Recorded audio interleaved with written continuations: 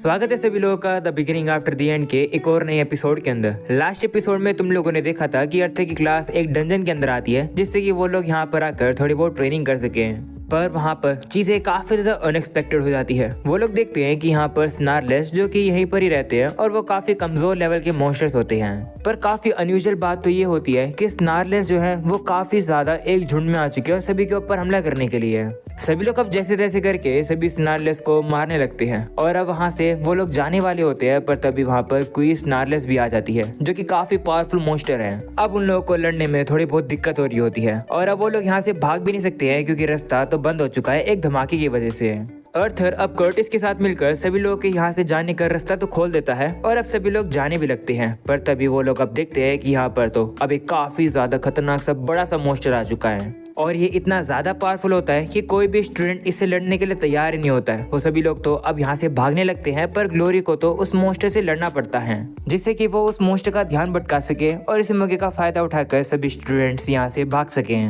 सभी स्टूडेंट्स तो अब जाने लगते हैं पर ग्लोरी अकेली रह जाती है और अब अर्थर को जाकर उसकी मदद करनी पड़ती है। वो लोग अब जैसे तैसे करके उस मॉन्स्टर को हरा तो देते हैं पर इसी बीच अर्थर की तलवार उसी मॉन्स्टर के अंदर गड़ी रह जाती है और अब वो लोग अब वहां से जाने लगते हैं पर वो मॉन्स्टर अब उनका पीछा कर लेता है और अब वो अर्थर के ऊपर हमला करके वहीं पर ही फट जाता है जिसकी वजह से वहाँ की जमीन टूट जाती है और अर्थर अब नीचे गिर जाता है। वहीं ग्लोरी अर्थर को बचाने के लिए कुछ भी नहीं कर पाती है। लास्ट एपिसोड में हम लोगों ने यहीं तक देखा था। इस वीडियो के अंदर हम लोग अब आगे की स्टोरी को जानने वाले हैं। आगे बढ़ने से पहले अगर तुम लोग चैनल पर नए हो तो सब्सक्राइब करके ऑल नोटिफिकेशन यहाँ से ऑन कर देना और अगर तुम लोग को इस वीडियो को हाइप करने का ऑप्शन दिखे तो वो भी कर देना। तो चलो फिर अब कंटिन्यू करते हैं इस एपिसोड को। हम लोग को अब दिखाया जाता है कि क्योंकि अर्थर के सर पर एक पत्थर लग गया था वो अब बेहोश हो जाता है पर अब अचानक से उसे होश भी आ जाता है। उसे अब रियलाइज हो जाता है कि वो तो अब नीचे गिर रहा है, इसलिए वो अपनी विंड पावर का यूज करके अपने आप को थोड़ा सा दीवार के करीब ले आता है और दीवार को पकड़ने की कोशिश करता है पर वो किसी भी पत्थर को पकड़ नहीं पाता है जिस वजह से वो अब सीधा ही नीचे गिरने लगता है। अर्थर अब कहता है कि मेरे पास और कोई भी चॉइस नहीं है, मैं अपने आप को नीचे गिरने से रोक तो नहीं पाऊंगा पर मुझे कैसे भी करके अपने आप को सर्वाइव करना होगा नीचे गिरने के बाद। अर्थर के पास अब बिल्कुल कम माना बचा होता है पर जितना भी उसके पास माना बचा होता है वो उसे काफी जोर से यूज करके सामने की तरफ अब विंड मैजिक फेंक देता है और अब विंड मैजिक के प्रेशर की वजह से अर्थर अब दीवार के सहारे ही अब हल्का हल्का नीचे आने लगता है जिस वजह से अब उसकी कमर काफी ज्यादा घिस जाती है और अब अर्थर सेफली नीचे आ जाता है। मतलब उसकी जान तो बच जाती है पर वो घायल काफी ज्यादा हो जाता है। पर हम लोग अब देखते हैं कि सिल्विया के बीस्ट विल की वजह से अर्थर की चोट थोड़ी बहुत हील हो जाती है। अर्थर भी अब खड़ा होकर देखता है कि उस मॉन्स्टर की बॉडी यहीं पर ही पड़ी है और साथ में उसकी तलवार भी वहीं पर ही है। अर्थर अब जाकर उस तलवार को निकाल लेता है जिसके बाद वो देखता है कि ऊपर जाने का रास्ता तो काफी ज्यादा ऊंचा है। अगर वो अपनी पूरी ताकत में क्लाइंब करने की भी कोशिश करेगा तो भी वो यहाँ से बाहर नहीं निकल पाएगा। तब अर्थर को यहीं से कोई दूसरा रास्ता ढूंढना पड़ेगा यहाँ से निकलने के लिए। अर्थर अब दाएं बाएं देखता है और अब उसे सामने की तरफ एक रास्ता भी दिखाई दे जाता है जहाँ से उसे पानी की आवाज आने लगती है। तो अर्थर भी अब सामने जाता है और अब वो देखता है कि वहाँ पर तो पानी का रास्ता होता है, मतलब सामने पानी का झरना सा होता है। अर्थर अब उस जगह को पार करके आगे जाता है और आगे जो वो देखता है वो उसे देखकर काफी हैरान हो जाता है क्योंकि सामने की तरफ अर्थर को काफी सारे सोल्जर्स की डेड बॉडी दिखाई देती है। ये सब कुछ देखकर अर्थर इतना ज्यादा शौक हो जाता है कि वो तो प्रोसेस ही नहीं कर पा रहा होता है कि आखिर ये क्या है। पर अभी अचानक से उसे किसी की खांसने की आवाज आती है जो कि अब उससे मदद मांग रही होती है वो आवाज। तो अर्थर भी अब उस आवाज का पीछा करता है और देखता है कि आखिरकार उसे कौन बुला रहा है मदद के लिए। अर्थर जैसे तैसे करके उस आवाज का पीछा करके उस बंदे के पास पहुंच जाता है। अर्थर के हाथ से अब उसकी तलवार भी निकल जाती है ये देखकर कि सामने और कोई नहीं बल्कि आलिया है जो कि अब बिल्कुल मरने की हालत में है। वहीं पर अर्थर अब याद करता है कि किस तरीके से उसने आलिया के साथ टाइम स्पेंड किया था और किस तरीके से आलिया ने उसे अपना छोटा भाई बुलाया था। अर्थर अब आलिया की ये हालत देखकर काफी ज्यादा शौक हो जाता है और कहने लगता है कि आखिर ऐसे कैसे हो सकता है। आलिया एक व्हाइट कोर की मेज है। अगर तुम्हें नहीं पता हो तो मैं तुम्हें बता दूं कि जो व्हाइट कोर के मेज होते हैं वो सबसे ज्यादा ताकतवर होते हैं और ऊपर से तो वो एक लेंस भी है। तो आखिरकार उसकी ये इतनी बुरी हालत किसने करी। अर्थर अब आलिया का नाम पुकारता है और अब जाकर वो उसे हील करने लगता है। आलिया भी अब अर्थर की सिर्फ आवाज को ही सुन पा रही होती है क्योंकि हम लोग अब देखते हैं कि जिस भी पर्सन ने आलिया की ये हालत करी है उस बंदे ने आलिया की आंखों को ही निकाल लिया है। साथ में आलिया की बॉडी के अंदर से एक कांटा सा निकल रहा है जो कि उसके पूरा आर पार हो रखा है और तो और सिर्फ इतना ही नहीं, बल्कि उस पर्सन ने जिसने आलिया के ऊपर हमला किया है, उस पर्सन ने तो आलिया के दोनों पैरों को ही खींच कर निकाल लिया है, साथ में उसके हाथ को भी। वहीं अर्थर की आवाज सुनकर अब आलिया कहने लगती है कि शायद से हम पहले कभी मिले हुए हैं। तो अर्थर भी बताने लगता है कि हाँ, मैं अर्थर हूँ, हम जायरस एकेडमी के अंदर मिले थे, तुमने कहा था कि मैं तुम्हारे भाई की उम्र का ही हूँ। वो सुनकर आलिया कहती है कि हाँ, याद आया, तुम वही पर्सन हो ना जो कि बैरन के ऊपर नजर रख रहे थे, आखिर तुम यहाँ कैसे पहुंचे। आलिया ये बात पूछ ही रही होती है, पर तभी अचानक से उसे वापस एक खून की खांसी आने लगती है, जो देखकर अर्थर भी डर जाता है और कहता है कि प्लीज आप बात करने की कोशिश मत करो, आराम करो। ऐसा बोलकर अर्थर अब उसे वापस से हील करने लगता है, जो देखकर आलिया अब उसे रोक लेती है और कहती है कि नहीं, इतना बहुत है, तुम्हें भी ऑलरेडी पता है कि मैं बच नहीं सकती हूँ, तो इस तरीके से अपना माना वेस्ट मत करो मुझ पर। वहीं अर्थर को भी सही में पता है कि वो जितनी भी ताकत लगा ले वो आलिया को नहीं बचा पाएगा, क्योंकि उसकी हालत बहुत बुरी हो चुकी है। इसलिए अर्थर अब उसे माफी मांगता है, जो सुनकर आलिया कहती है कि तुम्हें माफी मांगने की जरूरत नहीं है, मैं पहले से काफी बेहतर फील कर रही हूँ कि अब तुम यहाँ हो। जिस पर अर्थर कहता है कि क्या ऐसी कोई चीज है जो कि मैं आपके लिए कर सकता हूँ, तो आलिया मना कर देती है। अर्थर अब काफी फ्रस्ट्रेटेड हो जाता है, वो अब कहने लगता है कि आप तो एक वाइट कोर की मेज हो और ऊपर से एक लेंस भी हो, तो आखिरकार ये सब कैसे हुआ। जिस पर आलिया कहती है, ओह, तो तुम ये कहना चाहते हो कि आखिर मैं जिंदा कैसे हूँ। दरअसल जिस बंदे ने मेरे ऊपर हमला किया, उसी बंदे ने मुझे जिंदा छोड़ दिया ताकि वो अपना रिवेंज ले सके। रिवेंज क्योंकि मैंने उसके ऊपर हमला किया इसलिए। ऐसा बोलने के बाद आलिया अब अर्थर को एक चीज देती है, उसे देखकर अर्थर भी कंफ्यूज हो जाता है और सोचता है कि ये क्या है। पर तभी आलिया उसे करीब ले आती है और कहती है कि मेरा कोर भले ही शैटर्ड हो चुका है, इसलिए मुझे तुम्हारा माना लेना पड़ेगा ये दिखाने के लिए कि आखिरकार यहाँ पर क्या हुआ। ऐसा बोलने के बाद वो अर्थर के सर से अपना सर टच करती है और अब अर्थर को दिखाने लगती है कि आखिरकार यहाँ पर क्या हुआ। वहीं पर ये सारी घटनाएं देखकर अर्थर भी काफी ज्यादा शॉक हो जाता है। जिसके बाद हमें पास्ट का सीन दिखाया जाता है, जहाँ पर अब आलिया उसे सरपेंट से लड़ रही होती है, वो भी अपने काफी सारे गार्ड्स का यूज करके। हम देखते हैं कि क्योंकि वो सभी लोग काफी पावरफुल होते हैं, वो सभी उस मॉन्स्टर को मार गिराते हैं। पर तभी अचानक से वहां पर वो देखते हैं कि एक पत्थर के ऊपर एक डीमन सा बैठा हुआ था। तब वो सभी गार्ड्स भी अब उसे मारने के लिए जा रहे होते हैं, पर तभी वो डीमन अपनी पावर को यूज करके जमीन में से काफी सारे कांटे निकालता है, जिसकी वजह से सभी गार्ड्स एक ही बारी में मर जाते हैं। ये सब करके वो डीमन हंसने लगता है और कहता है कि तुम लोग के पास दो ऑप्शन है, या तो तुम लोग ट्राई कर सकते हो मुझसे लड़ने का और मर सकते हो, और दूसरा ऑप्शन ये है कि या तो तुम अपने ही टीममेट्स को मार लो जिससे कि तुम लोग जिंदा बच सको। पर कोई भी उसके बात सुनता नहीं है। आलिया और बाकी सभी लोग फिर से उसके ऊपर हमला करने के लिए जाते हैं, पर वो मॉन्स्टर फिर से अपनी पावर का यूज करके उन लोगों को मार देता है। वहीं पर अब आलिया की बारी आ जाती है उस डीमन से लड़ने के लिए। वो अब उस डीमन के ऊपर हमले करने लगती है, पर वो डीमन पहले उसके अटैक को रोक तो रहा होता है, पर एक हमला अब उस डीमन के लग जाता है, जिसकी वजह से उस डीमन का जो सींग होता है वो टूट जाता है। जो देखकर अब उस डीमन को काफी ज्यादा गुस्सा आ जाता है। वो आलिया से कहता है कि मैंने तुम्हें दो ऑप्शन दिए थे और तुमने ये चूज किया। ऐसा बोलकर अब वो आलिया के हाथ को खींच कर निकाल देता है और जाकर वो सभी लोगों के ऊपर फिर से कांटे फेंक देता है और आलिया के ऊपर भी। जिसके बाद अब आलिया नीचे जाकर गिर जाती है और अब वो डीमन अब उसके पैरों को खींच कर निकाल देता है। इसके बाद वो उसकी आंखों को भी निकाल देता है और अब आलिया सिर्फ यही सेंस कर पा रही होती है कि किस तरीके से वो डीमन उसके सभी सोल्जर्स को एक एक करके तड़पा तड़पा के मार रहा है। वहीं पर अर्थर भी ये देख लेता है कि कितनी ज्यादा ब्रूटल चीजें हुई है। ये सब तो अर्थर खुद नहीं देख पा रहा होता है और अब वो तो उल्टी कर देता है। जो सुनकर आलिया कहने लगती है कि माफ़ करना, मुझे पता है कि जो मैंने देखा वो किसी और को नहीं देखना चाहिए था, पर किसी को तो आगे जाकर ये बताना ही पड़ेगा कि यहाँ पर क्या हुआ, इसलिए मैंने तुम्हें बताया। ये सब सुनकर अर्थर कहता है कि अब मुझे पता चल गया कि आपने कितना ज़्यादा सहन किया। आप एक लेंस हो, शुक्रिया, आपने ऐसी सर्विस दी जहाँ पर आपको अपनी जान भी खतरे में डालनी पड़ी। ये सुनकर तो अब आलिया भी काफ़ी इमोशनल हो जाती है। वो अब रोकर अर्थर से कहती है कि अर्थर, सही बताऊं तो मैं मरना नहीं चाहती हूँ। जो सुनकर तो गाइस यार अब अर्थर भी रोने लगता है और अब वो जाकर आलिया को गले लगा लेता है। आलिया भी अब उसे कहने लगती है कि मैं काफ़ी डरी हुई हूँ। तो अर्थर कहता है कि चिंता मत करो, मैं आपके साथ हूँ। वहीं अब आलिया मरने से पहले अपने किसी चाहने वाले को याद करती है और अब उसके बाद वो अर्थर की बाहों में मर जाती है।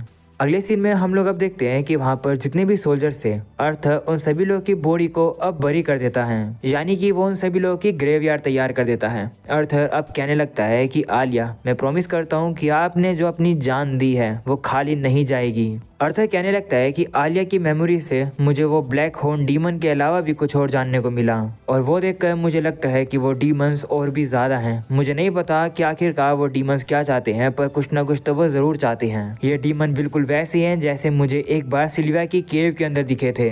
या तो वो सिल्वी के पीछे पड़े हैं या फिर इस कंट्री के पीछे। वो लोग इतने ज़्यादा ताकतवर हैं कि 4 एलिमेंट यूज़ करने के बावजूद भी मैं उनसे नहीं जीत पाऊंगा।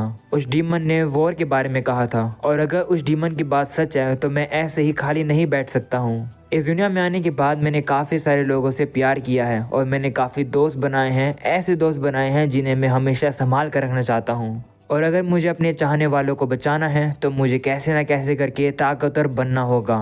जिसके बाद हम लोग अब देखते हैं कि अर्थर आलिया की बॉडी को अब अच्छे से साफ कर देता है, यानी कि उस पर जितना भी खून लगा था वो साफ कर देता है उसे। उसके बाद वो उसका नेकलेस भी निकाल लेता है जिससे ये प्रूव होता था कि जो आलिया है वो एक लेंस थी। जिसके बाद अर्थर आइस मैजिक का यूज करके अब आलिया की बॉडी को फ्रीज कर देता है। अर्थर अब आलिया और वहाँ पर जितने भी गार्ड्स होते हैं वो उनसे कहता है कि तुम लोग को ज़्यादा समय के लिए यहाँ पर वेट नहीं करना पड़ेगा। मैं वापस जाकर सभी लोग को बताऊंगा कि यहाँ पर क्या हुआ और वो सभी लोग आकर तुम्हें ले जाएंगे। यहाँ का काम निपटाने के बाद वहाँ पर अब सिल्वी भी आ जाती है। अर्थर वहीं पर अपने रोने को कंट्रोल कर रहा होता है और कहता है कि सिल्वी हमें चलना होगा क्योंकि हम लोग यहाँ पर और कुछ भी नहीं कर सकते हैं। जिसके बाद अब सिल्वी अर्थर को अब बाहर ले आती है और अब वो लोग अब गार्ड्स के पास आ जाते हैं। वो गार्ड भी अब अर्थर की ये हालत देखकर कहता है कि आखिरकार एक बच्चा इतना लेट बाहर क्या कर रहे हैं, आखिर तुम कौन हो, अपनी वेरिफिकेशन आईडी दिखाओ। तो अर्थर कहता है कि मेरा नाम अर्थर है, मैं ज़ायरस एकेडमी से हूँ, मैं अपनी क्लास के ट्रिप से वापस आ रहा हूँ। ये सुनकर अब वो गार्ड कहते हैं ओह तो तुम वही अर्थर हो जो कि उस डंजन में गया था और वहाँ पर वो डंजन का इंसिडेंट भी हो गया। ऐसा बोलकर वो गार्ड अपने दूसरे साथी से कहता है कि जाओ जाकर ज़ायरस एकेडमी को और एडवेंचर गिल्ड को बताओ कि अर्थर वापस आ गया। तो वो गार्ड भी अब गिल्ड में और ज़ायरस एकेडमी को बताने के लिए चला जाता है। वहीं पर अब दूसरा गार्ड अब अर्थर से कहने लगता है कि जो गिल्ड है वो तुम्हें ढूंढने के लिए जा रखी है, थोड़ी देर वेट करो, मैं तुम्हें हील करवाने के लिए एक हीलर को भेजता हूँ। ऐसा बोलकर अब वो गार्ड हीलर लेने के लिए जा रहा होता है, पर तभी अर्थर उसका हाथ रोक लेता है और कहता है कि मदद के लिए शुक्रिया, पर अभी के लिए मैं घर जाना चाहता हूँ और ज़ायरस एकेडमी के अंदर मैं कल जाऊँगा और सभी को सारी रिपोर्ट दे दूंगा अपने आप ही। तो वो गार्ड भी मान जाता है। अगली सीन में हम लोग अब अर्थर को देखते हैं जो कि वापिस से अपने घर पर आ जाता है। अपने घर के सामने अर्थर अब खड़ा होता है, पर अब वो अंदर नहीं जा पा रहा होता है क्योंकि उसके अंदर हिम्मत ही नहीं है अंदर जाने की। अर्थर सोचता है कि मैं फिर से गुम हो गया था, सभी लोगों को अंदर पक्का मेरी फिर से चिंता हो रही होगी, मैं हमेशा ही ऐसा करता हूँ। अगर मैं अभी अंदर जाऊंगा तो मुझे अंदर सभी को बताना पड़ेगा कि अंदर क्या क्या हुआ। अभी मेरी बिल्कुल भी हालत नहीं है वो सही बताने की। इसलिए अर्थर अब वहीं पर सीढ़ी पर बैठ जाता है और वापस से वो आलिया के उसी नेकलेस को देखने लगता है और कहता है कि आलिया के जो आखिरी शब्द हैं वो अभी भी मेरे कानों में गूंज रहे हैं। आलिया को अकेले रहने का काफ़ी ज़्यादा डर था, उसे मरने से भी काफ़ी डर लग रहा था। मुझे पता है कि ये सोचना काफ़ी अजीब है, पर मैं चाहता हूँ कि आलिया बिल्कुल मेरी तरह ही किसी दूसरी दुनिया में जाकर रीइंकार्नेट हो जाए। काश उसे लाइफ को जीने का एक बार फिर से मौका मिले जैसे मुझे मिला। अर्थर अब वहाँ पर बैठा ही होता है, पर तभी वहाँ पर रे आ जाता है, यानी कि अर्थर का फादर। वो अब अर्थर से कुछ ज़्यादा क्वेश्चन नहीं पूछता है, वो बस अर्थर से ये कहता है कि आज का मौसम कितना कमाल का है ना, आसमान भी कितना प्यारा लग रहा है, यही तो फ़ायदा है एक फ्लाइंग सिटी में रहने का, है ना अर्थर। ऐसा बोलकर रे अब अर्थर के पास जाकर बैठ जाता है। वहीं पर अर्थर अपने फादर को काफ़ी ज़्यादा हिचकिचाकर कुछ बताने की कोशिश करता है, पर अब रे कहता है कि चिंता मत करो, तुम्हें कुछ कहने की ज़रूरत नहीं है। देखो मुझे नहीं पता कि तुमने नोटिस किया है या फिर नहीं, पर जो तुम्हारी मोम है वो अपनी हीलिंग मैजिक का यूज़ करके बस थोड़ी सी ही चोट को हील कर सकती है। तुम्हारी मोम काफ़ी बुरा फील करती है जब तुम्हारी ऐसी हालत हो जाती है, पर वो तुम्हें अच्छे से कभी बता नहीं पाती है क्योंकि वो चाहती है कि तुम अपने आप को ज़्यादा फोर्स ना करो। और मैं भी तुमसे ये कहना चाहता हूँ बेटा, देखो सभी लोगों की अपनी लाइफ होती है जहाँ पर उन लोगों को बैटल करनी पड़ती है, वो भी अपने ही हिसाब से। तुम्हें अपनी मॉम की चिंता करने की ज़रूरत नहीं है, मैं उसके पास रहूँगा और तुम्हारे लिए भी मैं हमेशा तुम्हारे पास रहूँगा। मैं हमेशा इंतज़ार करूँगा तुम्हें एक विजेता देखने के लिए। देखो बेटा अर्थर, हार मत मानो क्योंकि लाइफ जो होती है वो एक लौती बैटल नहीं होती है, तुम्हें और भी काफ़ी सारे मौके मिलेंगे। तो हाँ, कभी कभार हारना अच्छा भी होता है, कभी कभार चीज़ें होती है जो कि तुम नहीं कर पाते हो, तो उसके बारे में तुम्हें डिप्रेस होने की ज़रूरत नहीं है। बस तुम्हें अपनी हिम्मत दिखानी चाहिए और बस खड़े हो जाओ, अपनी गलतियों से सीखो, अपनी हार से सीखो। ऐसे करने से तुम ताकतवर बनोगे जिससे कि अगली बार तुम ज़रूर जीतोगे। वहीं पर अपने फादर के इतने कमाल की स्पीच सुनने के बाद तो अर्थर भी काफ़ी इमोशनल होकर काफ़ी ज़ोर ज़ोर से रोने लगता है। भाई साहब, डब्लू फादर ब्रो, रे कितना ज्यादा कमाल का फादर है, तुम लोग देख रहे हो। एंड यार ये क्या चल रहा है, क्या ही तो ट्विस्ट आ रहे हैं भाई। अब पता चला कि आखिरकार the beginning after the end की जो मांगा है ये इतनी कमाल की क्यों है। यार इतनी कमाल की चीज़ों के लिए इस वीडियो पर लाइक कर दो। एनीवेज नेक्स्ट सीन में हम लोग देखते हैं कि अर्थ अब एकेडमी के अंदर आ चुका है, जहाँ पर वो बालकनी के अंदर खड़ा है, जो देखकर अब वहाँ पर सिंथिया भी आ जाती है। वो उसे कहने लगती है कि आकर ऑफिस में बात करो ना, यहाँ क्यों खड़े हो। तो अर्थर कहते नहीं, यहाँ का व्यू काफी ज्यादा प्यारा है, यहीं पर रहकर बात करते हैं। तो सिंथिया भी कहती है ठीक है, पर आखिरकार तुम्हारे क्लास की ट्रिप पर हुआ क्या था। तुम्हारी काफी हालत बुरी हो गई थी, तुम्हें आराम करना चाहिए।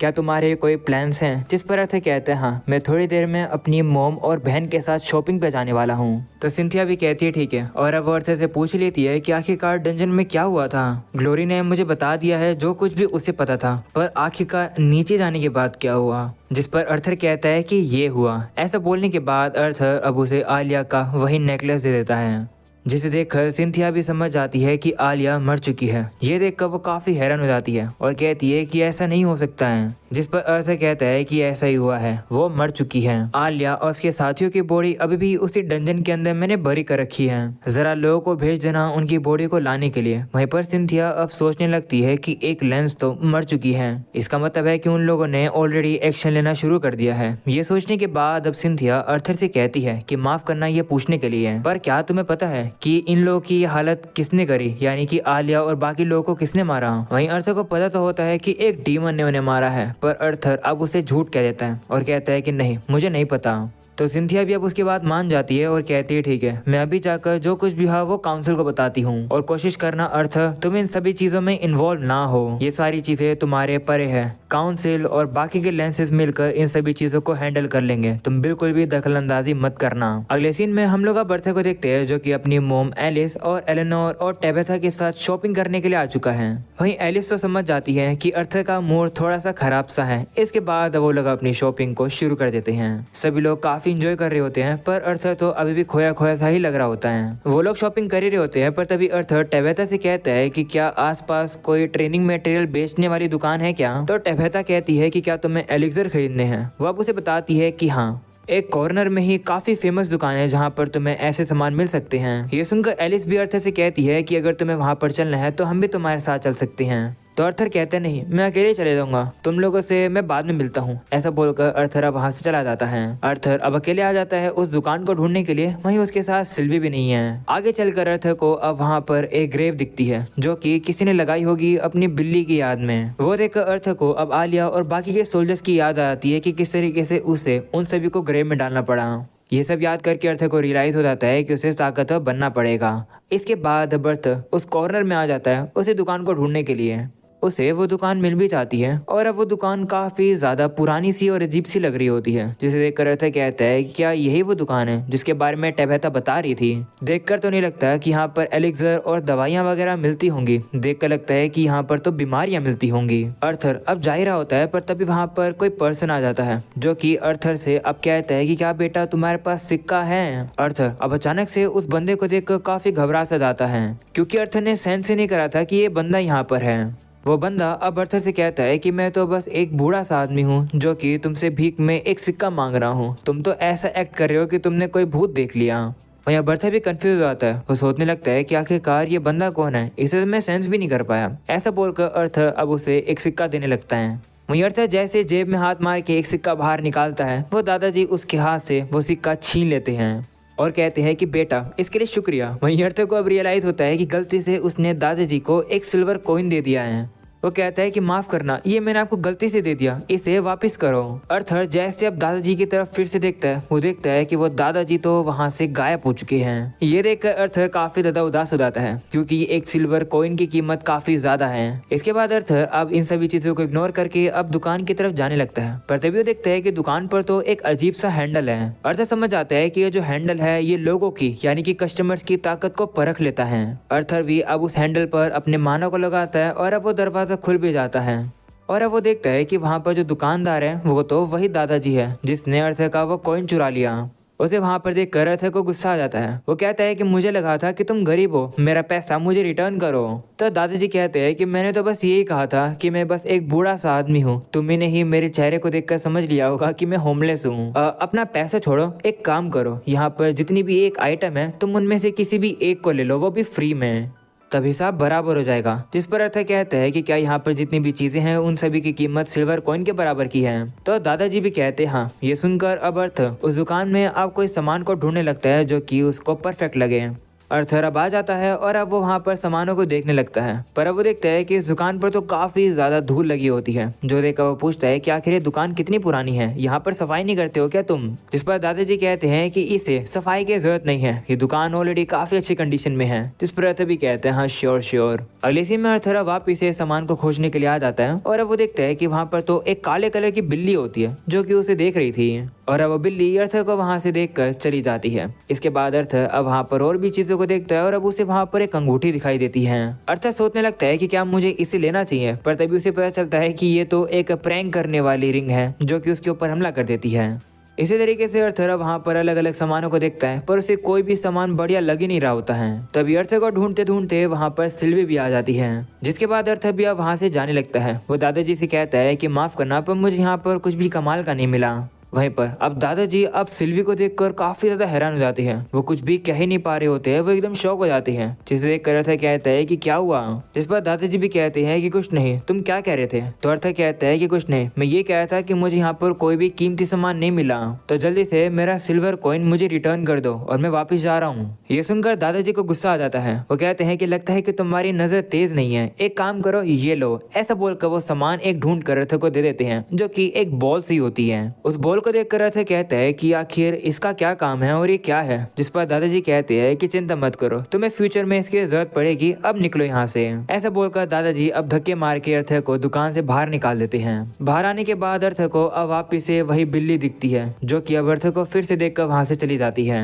अगले सीन में अर्थर वापस अपनी फैमिली के पास आ जाता है, जहाँ पर एलिस अब अर्थर से कहती है कि जो तुम्हें चाहिए था क्या वो तुम्हें मिल गया? जिस पर अर्थर कहता है कि हाँ शायद। वह टेबेता कहती है कि हाँ मुझे उम्मीद थी कि तुम्हें कुछ मिल ही जाएगा, क्योंकि वो जगह काफी ज्यादा फेमस है। वो जगह एक्चुअली में काफी कमाल की है। उस जगह पर काफी सारे स्टूडेंट्स आते रहते हैं नए ट्रेनिंग मटेरियल को लेने के लिए। जिस पर अर्थर कहते नहीं, वो जगह तो बहुत बेकार सी थी। जिस पर टेबेता कहती है कि मुझे नहीं लगता कि ये जगह बेकार है। ऐसा बोलने के बाद वो अर्थर को अब उसी एलेक्सा की दुकान पर ले आती है, जिसके बारे में वो अर्थर को स्टार्टिंग से ही बता रही थी। वहीं पर ये दुकान को देखकर अर्थर काफी ज्यादा हैरान हो जाता है और अब उसे समझ आता है कि टेबेता इस दुकान की बात कर रही थी, ना कि उस दुकान की जिस दुकान में अर्थर चढ़ गया था। तो आखिरकार अब अर्थर कौन सी दुकान पर चढ़ गया और आखिरकार उससे वो और किस चीज के काम आएगा, इस बात के बारे में अभी तो हमें नहीं पता है। लगता है कि स्टोरी को आगे कंटिन्यू करना पड़ेगा, तब जानने को मिलेगा हमें।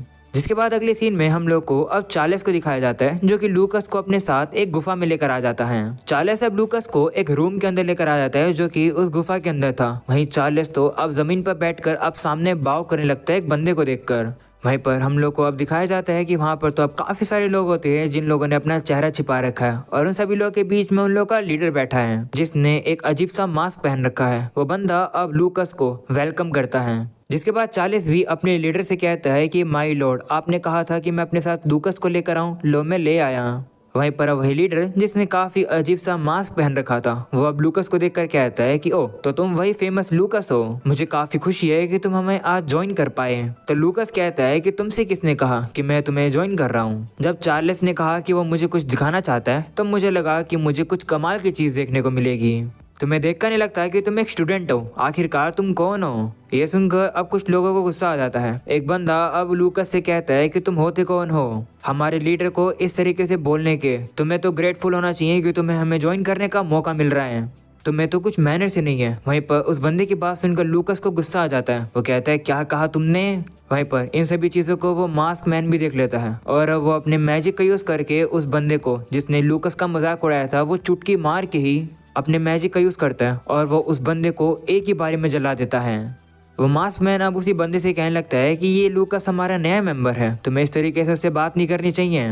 वहीं पर ये सब कुछ अब देखकर उस मास्क मैन के बारे में अब लूकस समझ आता है कि ये जो बंदा है ये काफी पावरफुल है, क्योंकि मैं इसके मानर लेवल को सेंस नहीं कर पा रहा हूँ। तो लूकस भी अब उसी बंदे से कहता है कि तो तुम चाहती हो कि मैं तुम्हारी इस कल्ट यानी कि तुम्हारे इस ग्रुप को ज्वाइन करूं, उसके लिए तुम्हें मुझे और इन्फॉर्मेशन देनी पड़ेगी कि आखिरकार तुम क्या करना चाहते हो और तुम्हें क्या चाहिए कि मैं क्या करूं। क्या तुम्हारा ग्रुप वही है जो कि लोगों को इस तरीके से उनकी कमर पर वो निशान से देकर उन्हें आउट ऑफ कंट्रोल करवा रहा है। तो वो बंदा कहता है कि हाँ, लेकिन हम लोग उससे भी ज़्यादा कुछ कर रहे हैं। मेरे प्लान तो उससे भी ज़्यादा बड़े हैं, पर अभी के लिए कुछ चीज़ें हैं जो कि मेरे प्लान को एक्ट करवाने से रोक रही हैं मुझे। इसलिए मुझे कुछ काबिल मेजर्स की ज़रूरत है जिससे कि मैं अपने प्लान को एग्जीक्यूट करा सकूं, क्योंकि मैं काफ़ी समय से वेट कर रहा हूं अपने प्लान को एक्शन में लाने के लिए। और इसलिए मुझे तुम्हारी ज़रूरत है क्योंकि तुम एक काफ़ी काबिल मेज हो।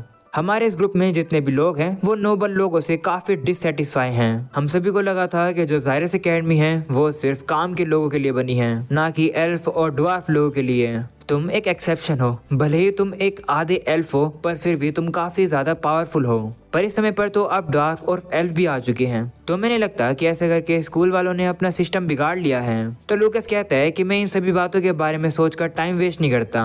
एकेडमी के अंदर जितने भी लोग हैं वो काफ़ी ज़्यादा कमज़ोर लोग हैं, बिल्कुल एक कीड़े की तरह। मैं इतना भी उन लोगों की तरह नीचे नहीं गिरना चाहता हूँ, उन लोगों को सिर्फ नीचा दिखाने के लिए। इसमें कोई भी मज़ा नहीं है। अगर तुम चाहते हो कि मैं उन कमज़ोरों लोगों के साथ लड़ूं, तो भाई तुम्हारा प्लान काफ़ी बेकार है, मुझे कोई भी इंटरेस्ट नहीं है, मैं जा रहा हूँ। ऐसा बोलकर लूकस वहाँ से जाने लगता है, पर तभी वो मास्क वाला बंदा उससे कहता है कि जो मैंने तुम्हारे बारे में र्यूमर सुने थे, लगता है वो सच हैं। तुम एक काफ़ी प्राइड वाले मेज हो और तुम्हें लोअर क्लास के जो लोग हैं वो कमज़ोर लगते हैं, पर तुम्हें नहीं लगता कि अर्थर ने तुम्हें गलत प्रूव किया है।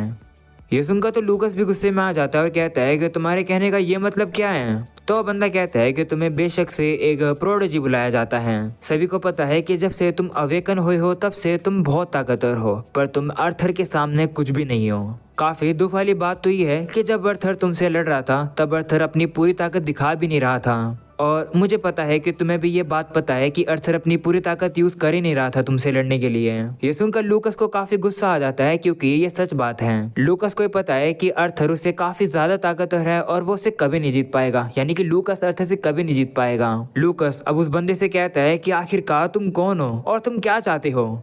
तो वो बंदा अब खड़ा होकर कहता है कि मैं तो बस एक नॉर्मल सा बंदा हूँ जो कि चाहता है कि ये जो लैंड है ये काफ़ी बेहतर बने।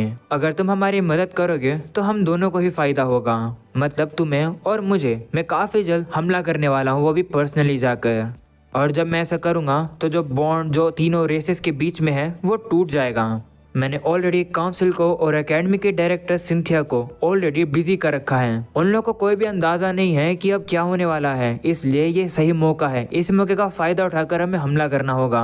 पर अर्थर हमारी एक रुकावट है जो कि हमें अपने एक्शन को करने नहीं देगा, तो मैं चाहता हूँ कि तुम उसे मार दो। तो लूकस कहता है कि तुम्हें ऑलरेडी पता है कि वो मुझसे ताकतवर है, आखिरकार मैं उसे मारूंगा कैसे। अगर तुम ये कहने वाले हो कि मैं भी मार्किस की तरह वही ड्रग्स लूँ जिससे कि मैं भी आउट ऑफ कंट्रोल हो जाऊँ, तो मैं वो नहीं करने वाला हूँ। तो बंदा कहता है कि जो मार्किस था वो तो एक सुअर था, वो काफ़ी कमज़ोर था, वो उन ड्रग्स को कंट्रोल ही नहीं कर पाया। पर तुम काफ़ी पावरफुल हो, तुम उन ड्रग्स को लेकर अपनी पावर को कंट्रोल कर पाओगे। और विश्वास करो, जो ताकत मैं तुम्हें देने वाला हूँ वो काफ़ी ज़्यादा ताकतवर होगी। तो लूकस कहता है कि क्या तुम्हारे कहने का ये मतलब है कि तुम्हारे पास ये प्लान भी है कि अर्थर जो है वो मुझसे अपनी पूरी ताकत में लड़ेगा।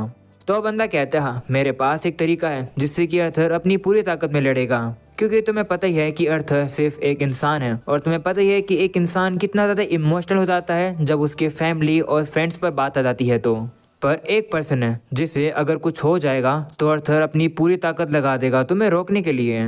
मेरे ख्याल से तुम्हें पता ही है कि मैं किसकी बात कर रहा हूँ। तो लूकस कहता है हाँ, तुम टेसिया की बात कर रहे हो। तो बंदा भी कहता है हाँ, मैं टेसिया की बात कर रहा हूँ।